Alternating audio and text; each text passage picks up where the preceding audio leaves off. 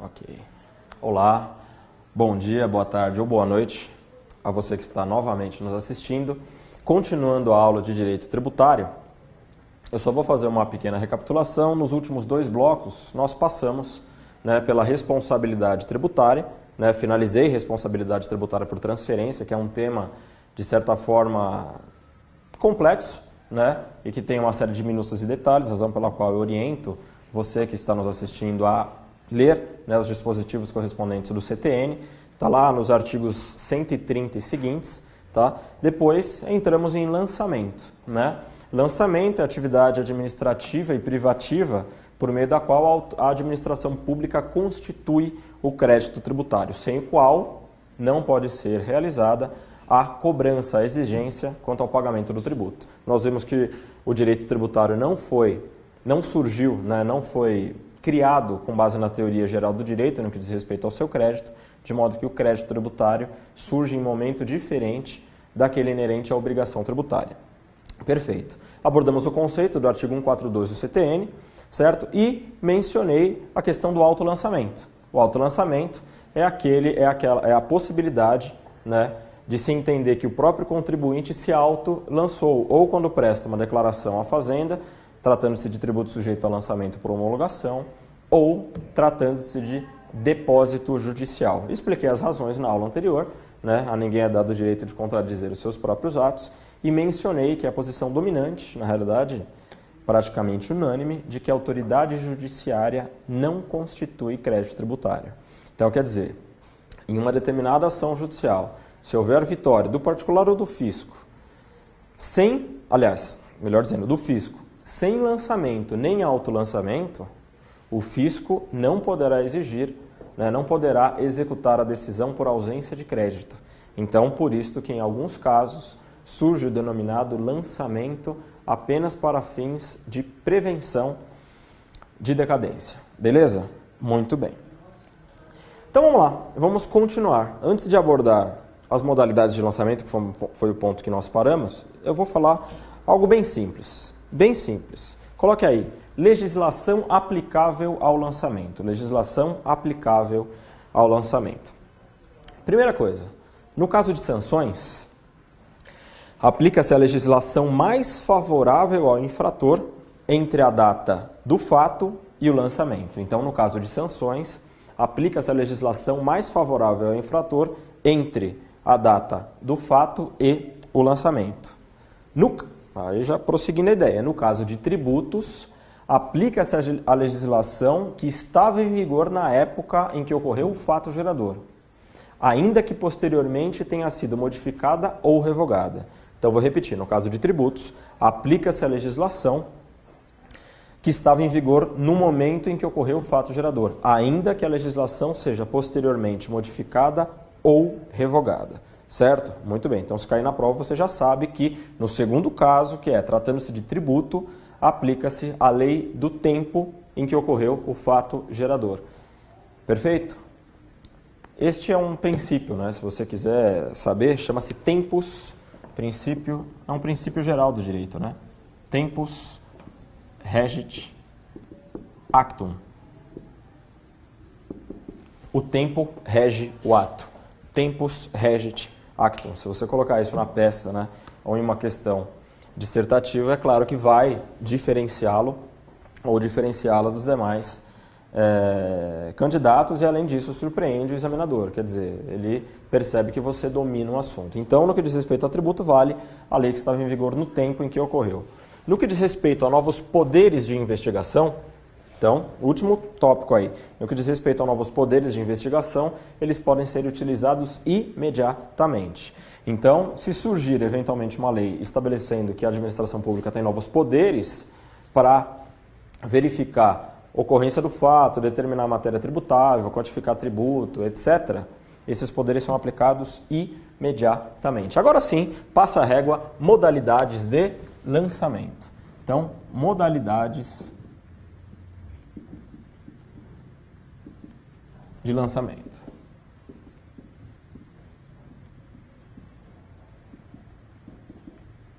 Muito bem. Quais são as modalidades de lançamento? Primeiro tipo, primeira modalidade de lançamento. Lançamento, que eu vou abreviar, tá? Lançamento misto ou por declaração. Lançamento misto ou por declaração. Lançamento misto ou por declaração. Muito bem. 2 pontos. Coloque aí o seguinte.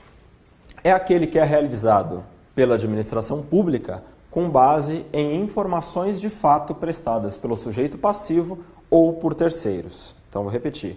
É aquele que é realizado pela administração pública com base em matérias de fato ou em circunstâncias fáticas informadas pelo sujeito passivo ou por terceiros. Observação clássica. Esta modalidade está atualmente em desuso. Esta modalidade está atualmente em desuso. Para quem já foi ao exterior, sabe que ao voltar, por exemplo, ao Brasil, dentro do avião entregam, né, como se fosse um formulário para que você possa preencher o formulário informando se existem bens, né, que estão sendo importados ou não.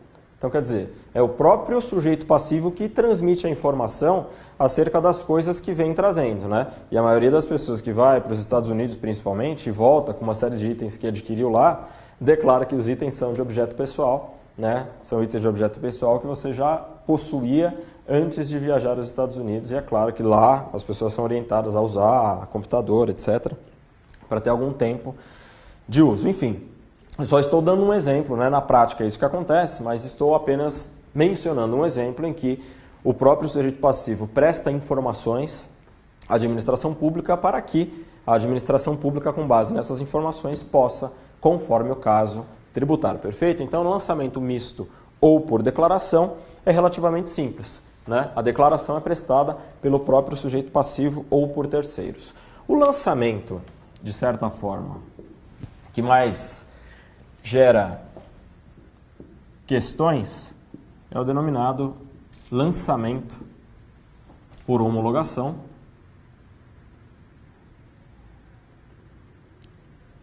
ou autolançamento.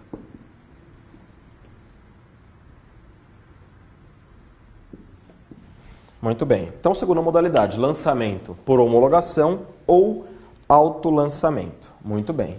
Fundamento aqui, vou colocar só o número, tá? Aí na sua matéria você coloca artigo 150 do CTN. Eu não coloquei a sigla do artigo, mas a referência que vale. Artigo 150 do CTN. Muito bem. Coloque aí, por favor, o seguinte. É aquele em que há o dever do sujeito passivo pagar antes de qualquer procedimento da administração pública. Então, no lançamento por homologação ou no autolançamento, existe o dever do sujeito passivo pagar antes de qualquer procedimento da administração pública. É por isso que até o imposto de renda está sujeito ao lançamento por homologação. E por que é mais vantajoso para a administração pública? Porque você tem pagamento antecipado. Certo? Muito bem. Prosseguindo aí, coloque o seguinte, porque é uma... Por que eu vou mencionar e eu vou pedir para você destacar isso? Porque pagamento, pelo artigo 156, é uma das modalidades distintivas do crédito tributário que a gente vai ver daqui a pouco. Mas, neste caso, não extingue o crédito tributário. Então, coloque, por favor, aí o seguinte. O pagamento extingue o crédito tributário sob condição resolutória de ulterior homologação. Então, eu vou repetir. O pagamento extingue o crédito tributário sob condição resolutória de posterior homologação. Muito bem, quer dizer, efetuado o pagamento, então prosseguindo a ideia, vamos lá, né? Você está colocando na matéria, então vou prosseguir a ideia. Homologação é o ato por meio do qual a autoridade administrativa confirma a correção do pagamento realizado. Então, homologação é o ato pelo qual a autoridade confirma a correção do pagamento que foi realizado. Então, o que eu disse, em outras palavras, é que o pagamento ocorre em uma determinada data, mas o pagamento por si só não extingue o crédito tributário, tratando-se de tributo sujeito a este tipo de lançamento. Quando que ocorre a extinção realmente? A condição resolutória é a posterior homologação. Quando a administração pública homologar, ou seja, estabelecer que o pagamento está correto, está extinto aí sim o crédito tributário. Então, nesta modalidade de lançamento, o pagamento não extingue por si só. Ele fica sujeito à condição resolutória de ulterior homologação. Conceituamos homologação, é relativamente simples, continue mencionando aí. A homologação pode ser expressa ou tácita. A homologação pode ser expressa ou tácita. É claro que a homologação tácita é aquela que decorre de decurso de prazo. Quer dizer, a administração pública não fala nada, né? Em regra, ela não menciona nada. Essa é a regra. Então, raramente a administração pública expressamente menciona, né? Homologo a correção do pagamento efetuado. Não. Em regra, ela não menciona nada, a homologação é tácita. E aí, você precisa saber qual é o prazo que a administração pública possui para homologar e a partir de quando se considera homologado o pagamento e, consequentemente, extinto o crédito tributário. Coloque aí, por favor, o seguinte. SDLC, salvo disposição de lei em contrário, é isso que significa o SDLC, o prazo é de 5 anos contados em regra do fato gerador. Então, salvo disposição de lei em contrário, o prazo é de 5 anos contados em regra do fato gerador. Tá certo? Contados em regra do fato gerador. Então, são 5 anos? São. Para homologar? Sim. Desde quando se conta? Desde o fato gerador. Então, não confundam. O fato gerador normalmente está atrás, por óbvio, né? Claro, na linha do tempo, em relação ao momento em que nasce o pagamento. Pode ocorrer que o fato gerador esteja na mesma data em que há o pagamento? Sim, substituição tributária concomitante, como nós vimos. Mas, em regra, o fato gerador está atrás, surge o pagamento e só depois a homologação. Esta homologação deve compreender o prazo de 5 anos daqui até aqui. Ok? Perfeito? Muito bem. Se eu disse em regra, vírgula, coloque a exceção. Vírgula. Exceto nos casos de dolo, fraude ou simulação. Exceto nos casos de dolo, fraude ou simulação, que caem na regra geral da decadência. Exceto nos casos de dolo, fraude ou simulação, que caem na regra geral da decadência. Então, lançamento por homologação, existe o pagamento antecipado, a homologação é posterior e se conta, em regra, desde o fato gerador. Quando não partiremos do fato gerador? Nos casos de dolo, fraude ou simulação. Então, são exceções, que é geralmente o que eles cobram em prova. Dolo, fraude ou simulação. Perfeito? Muito bem. Que cai na regra geral da decadência. Calma, que nós vamos explicar. Eu vou explicar, né, a regra geral da decadência. Daqui a pouquinho a gente vai estudar a decadência. Mas para você saber que nesses casos, conta-se a partir de outra data. Vocês vão perceber que se o contribuinte ou o sujeito passivo agiu com dolo, fraude ou simulação, na realidade, essa contagem do fato gerador beneficia muito o sujeito passivo. Mas nesses casos, como ele se conduziu de uma forma reprovável, o prazo começa bem depois, tá certo? Muito bem. Último tipo de lançamento. Então vou apagar aqui para acompanhar junto com vocês. Último tipo de lançamento. Lançamento de ofício, direto ou unilateral.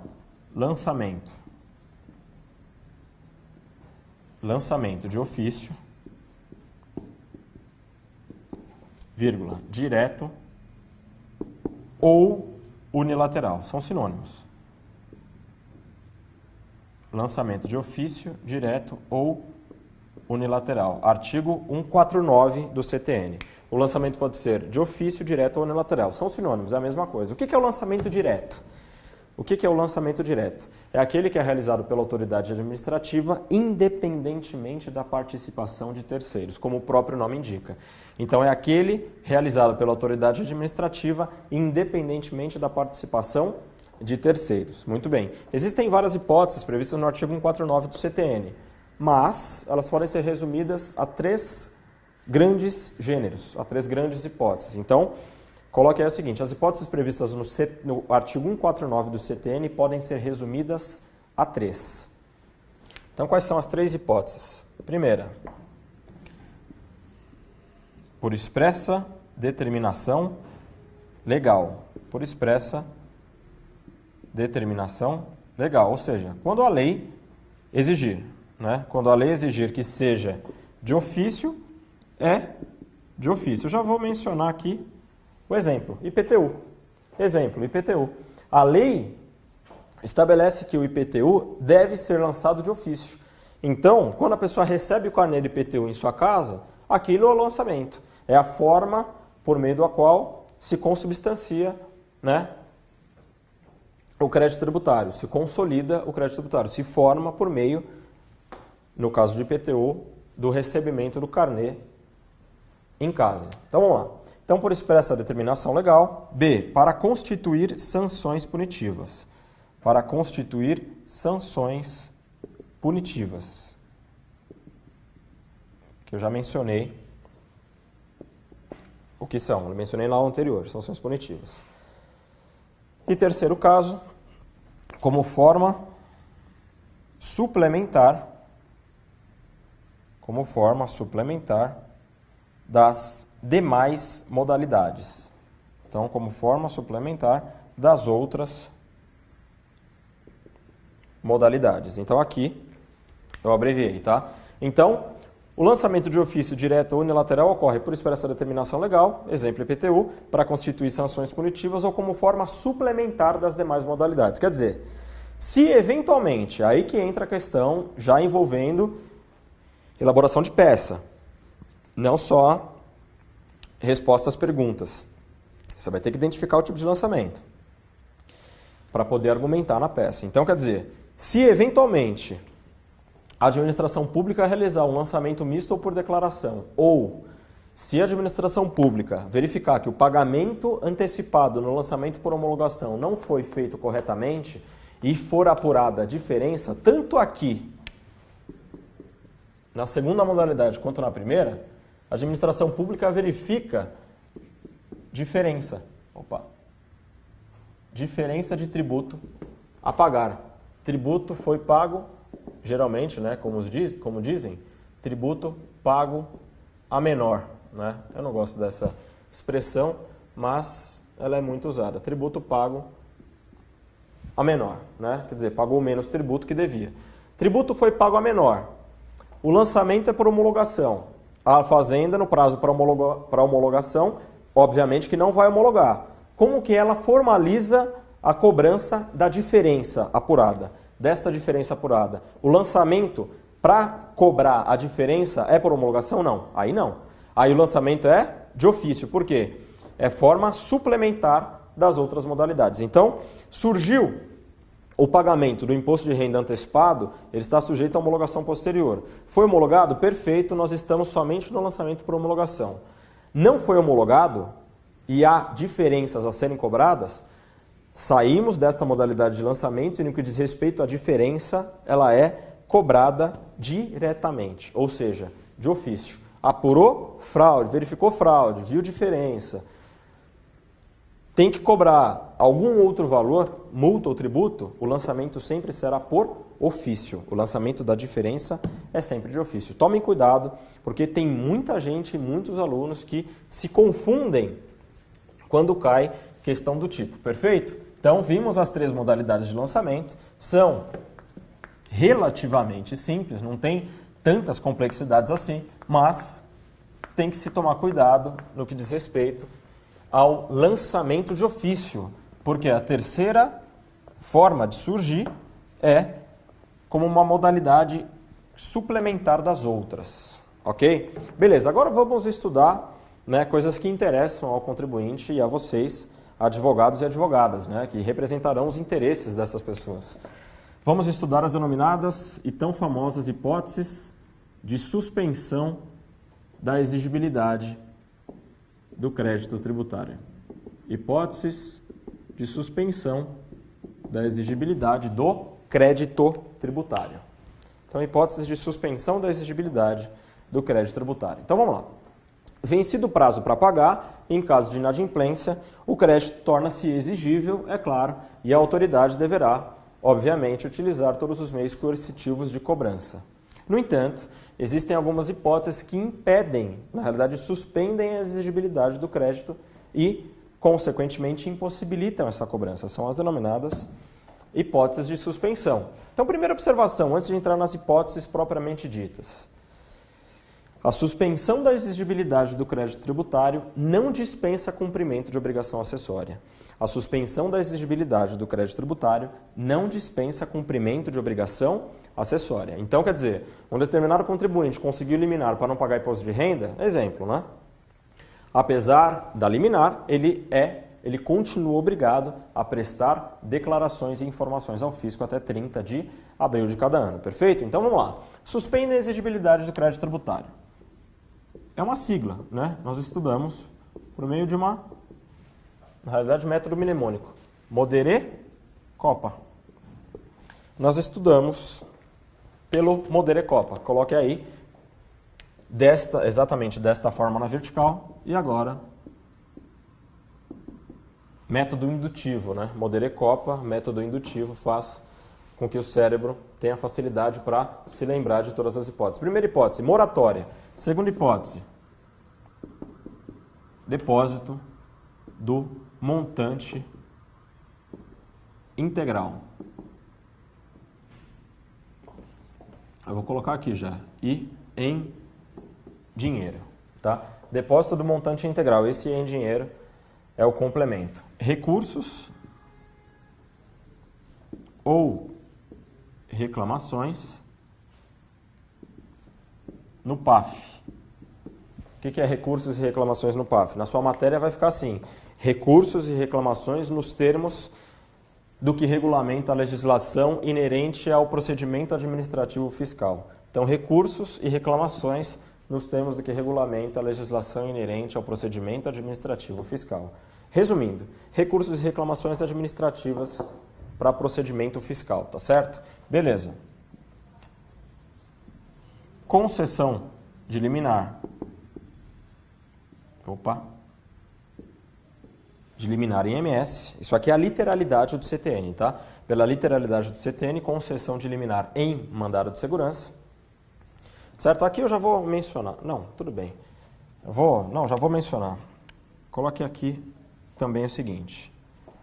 Concessão de tutela antecipada em outras ações de conhecimento. Concessão de liminar em MS ou concessão de tutela antecipada em outras ações de conhecimento. É o que a doutrina, né, acaba incluindo, por óbvio, né, por uma interpretação sistemática, certo? Muito bem. E por último, parcelamento. E por último, o parcelamento. Tá certo? Então, suspendem a exigibilidade do crédito tributário. Modere Copa. Modere Copa. Muito bem. Moratória. Depósito do montante integral, recursos e reclamações nos termos do PAF, concessão de liminar em mandado de segurança, extensão da doutrina, concessão de liminar, concessão de tutela antecipada nas demais modalidades de ações de conhecimento e o parcelamento. Muito bem. Não é necessário falar de todas essas modalidades, porque tem algumas que são autoexplicativas, como, por exemplo, concessão de liminar em mandado de segurança. Né, ou obtenção de tutela de provimento antecipada nas demais ações de conhecimento. Vocês já sabem o que é isso. Vamos lá, vamos falar só dos principais aspectos. Então vamos lá, moratória. O que é moratória? Coloque inicialmente aí o seguinte: não é perdão da dívida. Moratória não é perdão da dívida. É apenas dilação de prazo para pagar sem juros. Então, não é perdão da dívida. É apenas dilação de prazo para pagar sem juros. É normalmente instituída em caso de calamidade pública. É normalmente instituída em caso de calamidade pública. Muito bem. Quais são as peculiaridades envolvendo moratória? Ela pode ser individual ou geral. A diferença é que na individual, o sujeito passivo deve pedir o favor administrativamente. Na geral, não.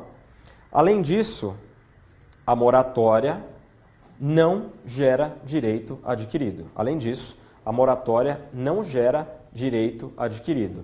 Desta forma, se forem descumpridos os requisitos da moratória, tributo e juros poderão ser cobrados. Então, a lei que estabelece a moratória, ela traz uma série de condições e requisitos a serem preenchidos pelos sujeitos passivos. Perfeito. Se forem descumpridos estes requisitos ao longo do tempo, tributo e juros podem ser, sim, cobrados. Por quê? Porque não gera direito adquirido. Outra observação, a moratória não aproveita dolo, fraude ou simulação. A mesma regrinha lá do início do prazo para homologar. Então, em caso de dolo, fraude ou simulação, não se aplica a moratória e, além disso, o sujeito passivo, por óbvio que se sujeita também à cobrança de multa, tá certo? Então, não apenas tributo e juros, também fica sujeito a multa nesses casos. Muito bem. O que é importante a gente entender quanto a este último aspecto? Vou te dar um exemplo, para ficar mais fácil para você compreender a matéria e não ficar muito rápido, né, a questão da anotação.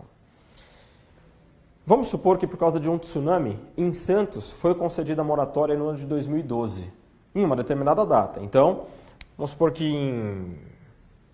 em 15 de outubro de 2012 foi concedida a moratória em Santos por causa de um tsunami.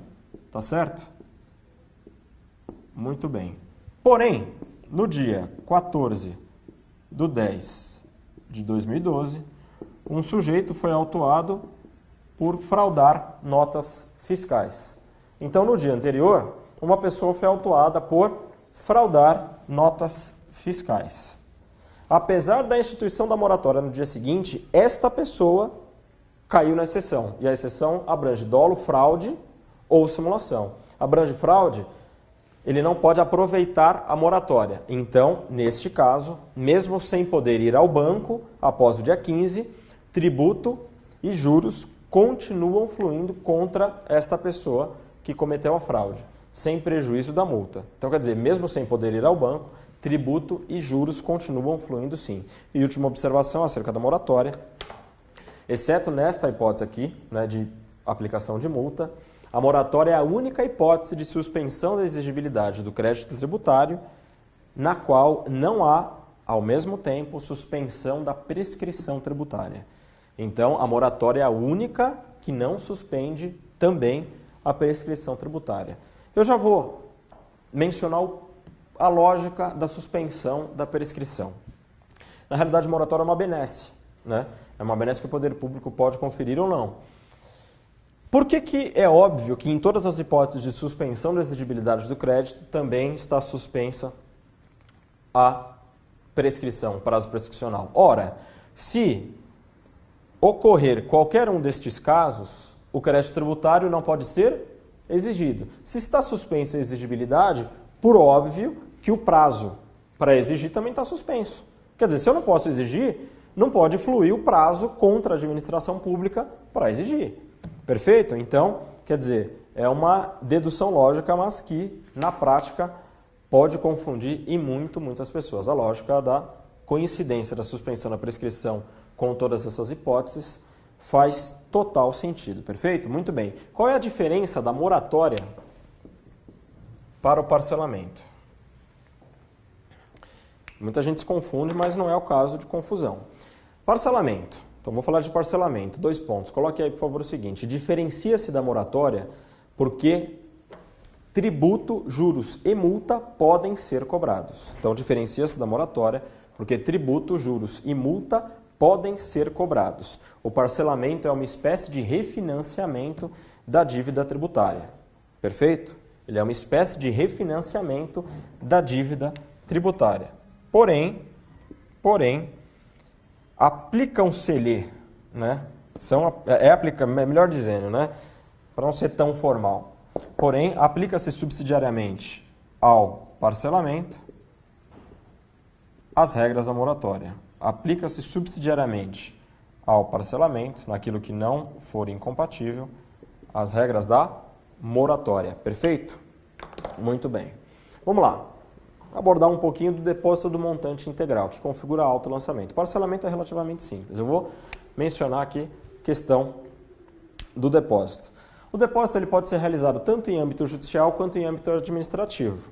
Porém, é mais comum o depósito judicial, por quê? Porque a reclamação administrativa já suspende a exigibilidade, enquanto a mera propositura da ação não suspende, tá certo? Outro detalhe extremamente importante, o depósito não é condição da ação. O depósito não é condição da ação, é um direito do particular, é um direito subjetivo do particular. Não cabe à administração pública contestar e muito menos ao juiz negar, certo? Só existia controvérsia, em alguns casos ainda existe, de depósito do montante integral em substituição tributária. Na substituição tributária, realmente a questão é bem polêmica. Por exemplo, para quem lembra, né? Quem for mais velho aí lembrar da CPMF, quem não quisesse pagar a CPMF, quando pegava o extrato do banco, o banco já recolhia a CPMF na condição de substituto tributário. Vamos supor que você não queira pagar o determinado tributo e a lei, naquele caso, estabelece a substituição tributária. Quem vai efetuar um pagamento a você faz a retenção direta e recolhe na qualidade de substituto tributário. Mas vamos supor que o contribuinte não tenha razões para contestar aquela exigência tributária. Então ele fala, olha, substituto não efetue o pagamento e retenha na fonte, por quê? Porque eu vou depositar o montante integral em juízo para discuti-lo. Aí é controvertido, porque o substituto não quer saber, ele não quer saber se está sendo discutido ou não, ele precisa de segurança para deixar de efetuar o recolhimento do tributo, porque se eventualmente o particular não ganhar a ação judicial, ou se eventualmente o valor que estiver sendo depositado não estiver correto, outras circunstâncias, né, permearem o caso vertente, pode reverberar no substituto tributário. E é claro que na briga, né, o substituto, em último caso, efetuava a retenção. Em alguns casos, a pessoa acabava pagando duas vezes, porque depositava em juízo e mesmo assim o substituto efetuava, né, o pagamento do tributo que ele entendia devido. O depósito deve ser integral e em dinheiro. O depósito deve ser integral e em dinheiro. Então, não é possível o depósito em pedras preciosas, em títulos da dívida pública, em veículos ou coisas do gênero, tá certo? Fiança bancária, estes outros depósitos não suspendem a exigibilidade do crédito tributário. Outra coisa, o depósito só pode ser levantado pelo particular após o trânsito em julgado a favor dele, por óbvio, tá certo? Beleza? Muito bem. Recursos e reclamações nos termos do PAF. Vamos lá. Segundo o STF, os recursos e as reclamações não podem ser condicionados, tá certo? Então, quer dizer, não pode falar, olha, você só vai apresentar pedido administrativo ou apresentar recurso se você efetuar depósito. Então, o STF, né, em jurisprudência iterativa, ele entende que é inconstitucional, e é realmente inconstitucional, a exigência de realização de depósito como condição, né, de admissibilidade do recurso de segunda instância administrativa. Isso consta, é extremamente importante isso que eu estou dizendo, por quê? Porque consta em súmula vinculante. Isso consta na súmula vinculante número 21 do STF e já constava na súmula 373 do STJ. Então, súmula vinculante número 21 do STF e súmula 373 do STJ entendem que é inconstitucional a exigência de depósito prévio como condição para admissibilidade de recurso ou de reclamação administrativa. Beleza? Muito bem. Por último, liminar e tutela antecipada. Literalmente, são as únicas decisões realmente que suspendem a exigibilidade do crédito tributário. Porém, a doutrina e a jurisprudência abrange algumas outras decisões que também suspendem a exigibilidade do crédito por uma questão lógica. Só liminar em mandado de segurança vai suspender a exigibilidade do crédito tributário? Pela literalidade do CTN, sim. Mas por uma interpretação óbvia, não. Quer dizer, e se vier a sentença confirmando a liminar? Não continua suspenso o crédito tributário? Sim, mas sentença não é provimento como a liminar, que em regra a liminar é deferida em decorrência de cognição superficial. A sentença já é cognição exauriente. Então, quer dizer, algumas outras decisões que também suspendem a exigibilidade do crédito tributário. Então, primeiro, isso pela doutrina e pela jurisprudência. Decisão em agravo. Decisão em agravo. Então, decisão em agravo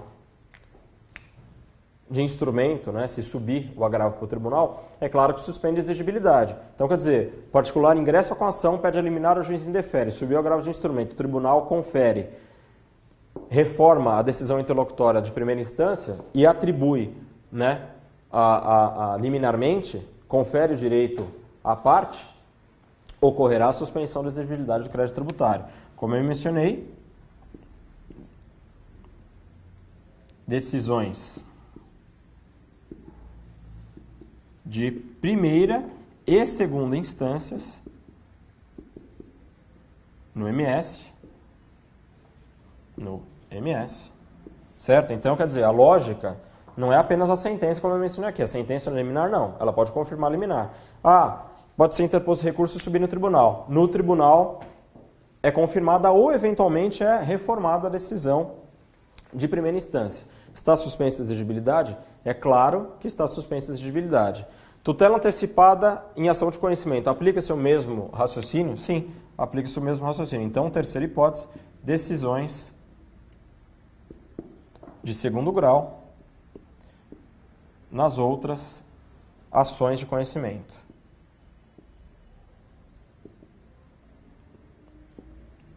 Nas outras ações de conhecimento. Perfeito? Então, quer dizer, nestas três outras hipóteses, por óbvio que também está suspensa a exigibilidade do crédito tributário. Perfeito? Muito bem. Então, vimos aí suspensão da exigibilidade do crédito tributário, tema recorrente em primeira fase e segunda fase da OAB, com certeza.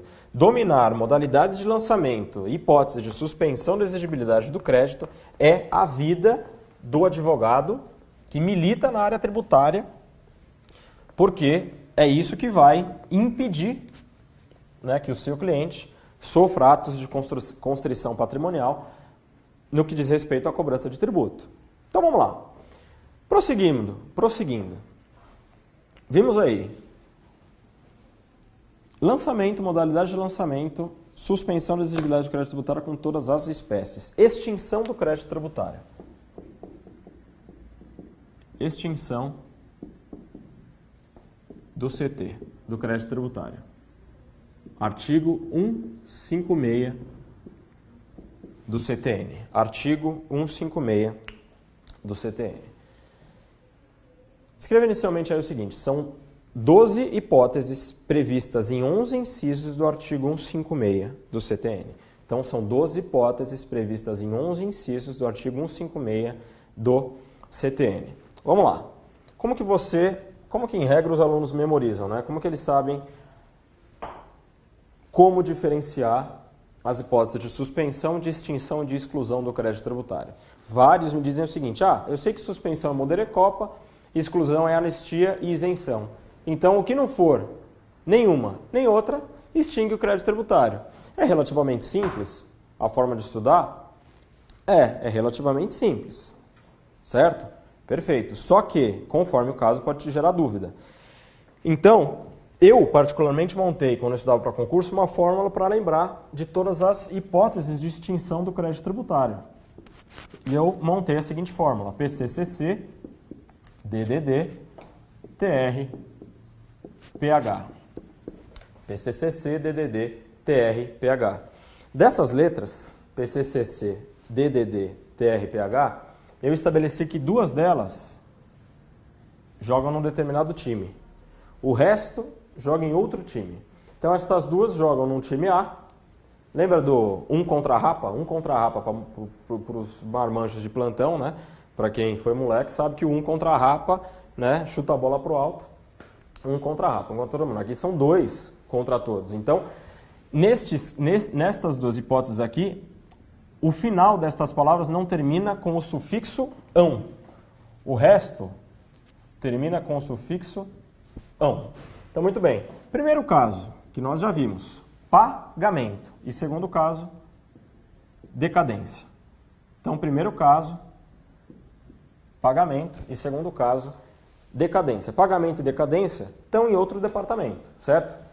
É outro time, mas faz parte também, é claro, das modalidades de extinção. E o resto? O resto termina com ão. Quer ver? Compensar? São. consignação, conversão do depósito em renda, dação em pagamento, decisão administrativa e reformável ou judicial transitada em julgado, transação, remissão, prescrição e homologação. Tudo isso extingue o crédito tributário. Então, pagamento, decadência, transação, compensação, dação, remissão, consignação, decisão administrativa e reformável judicial com trânsito em julgado, prescrição, conversão do depósito em renda e homologação extinguem o crédito tributário. Você me deu sinal aí, não? Beleza. Então, antes de nós abordarmos aspectos específicos de cada uma dessas modalidades, a gente vai para o intervalo e daqui a pouco volta.